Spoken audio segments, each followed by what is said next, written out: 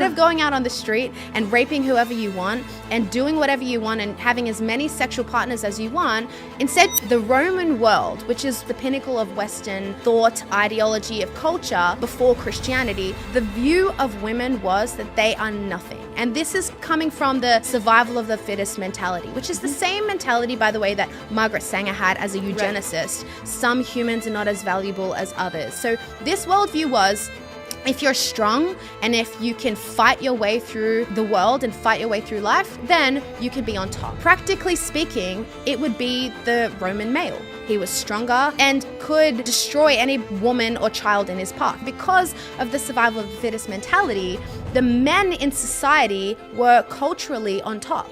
And so women in this situation, if you couldn't fight your way out of a rape, you would get raped. That was your problem because you are not fit. They didn't see a value on the fact that you are a woman because it's Christianity that taught that. What most people don't understand is your worldview that women have rights and should have rights because they have value is framed by Christianity.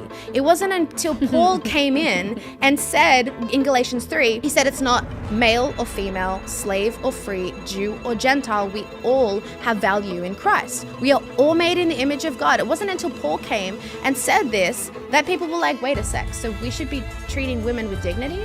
Like, I shouldn't be treating her like she was property? Paul saying this statement was revolutionary.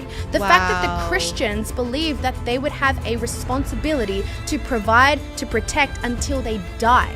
And Jesus' teaching of men, love your wives as Christ loved the church, go to the point that you would die for her.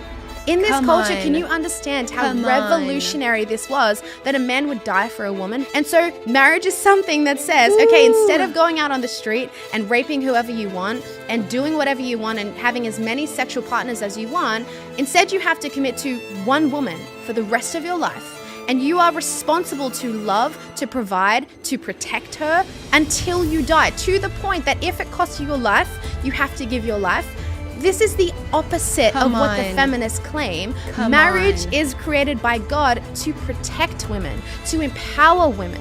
It's not something that men created to get more power and to use women as a slave. It's such a ridiculous idea, and it has no history backing it at all.